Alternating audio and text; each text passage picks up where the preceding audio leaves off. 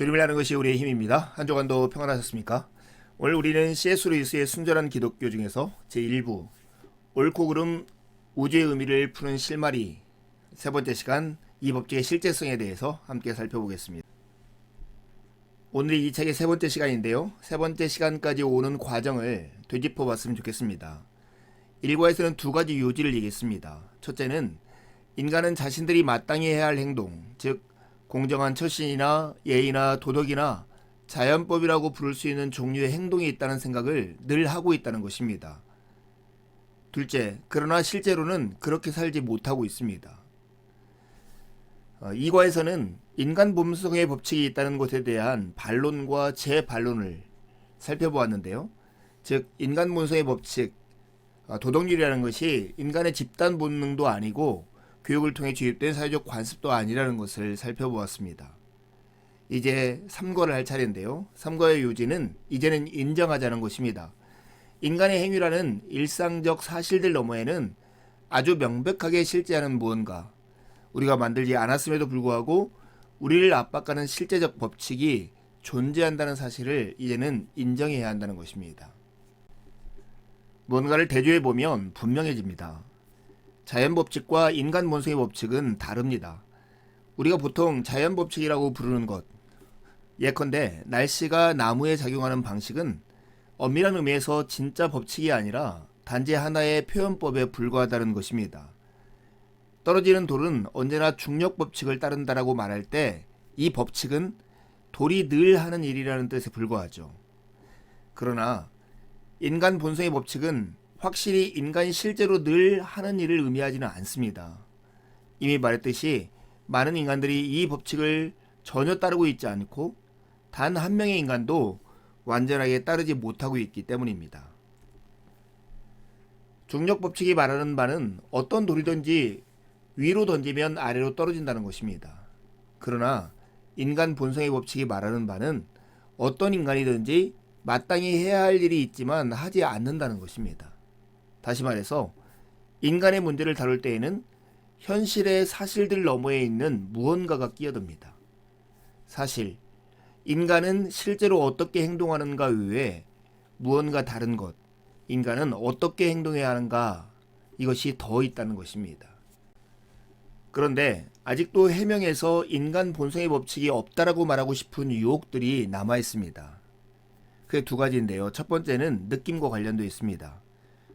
어쩌다 그의 행동이 당신에게 불편하게 느껴진 것에 불과하다, 이렇게 말을 하는 것이죠. 우리는 그는 지금처럼 행동해서는 안 된다 하는 말을 이 돌은 모양이 틀렸다는 말과 같은 뜻으로 썼다고 주장할 수 있습니다. 즉 어쩌다 보니 그 사람의 행동이 당신에게 불편하게 느껴진 것에 불과하다는 것이죠. 그러나 이것은 사실이 아닙니다. 기차를 먼저 탔기 때문에 창가 자리를 차지한 사람이나 내가 잠시 등을 돌린 사이 내 가방을 치우고 그 자리에 앉은 사람은 똑같이 나를 불편하게 만듭니다. 그러나 나는 나중 사람은 비난해도 먼저 사람은 비난하지 않습니다. 때로는 내가 나쁘다고 말하는 행동이 내게 불편을 끼치기는커녕 정반대로 이익을 주는 경우도 있습니다. 예를 들어 생각해 보시죠. 전쟁 중에 상대편에 배신자가 생기는 것은 우리에게 아주 이로운 일입니다. 그래서 겉으로는 그를 활용하고 보상도 하지만 속으로는 인간 버러지로 여기지요. 이처럼 다른 사람이 어쩌다가 우리에게 유용한 행동을 했다고 해서 바른 행동이라고 말하지는 않습니다. 어떻게 해서든지 해명에서 인간 본성의 법칙이 없다라고 말하고 싶은 유혹, 그 두 번째는 공리입니다. 서로를 공정하게 대해야 안전과 행복을 누릴 수 있게 그런다는 말이죠.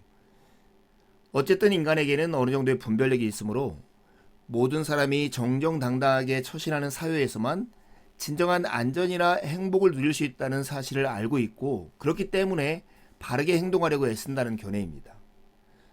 물론 서로를 정직하고 공정하며 친절하게 대해야 할 때에만 안전과 행복을 누릴 수 있다는 것은 틀림없이 맞는 말입니다.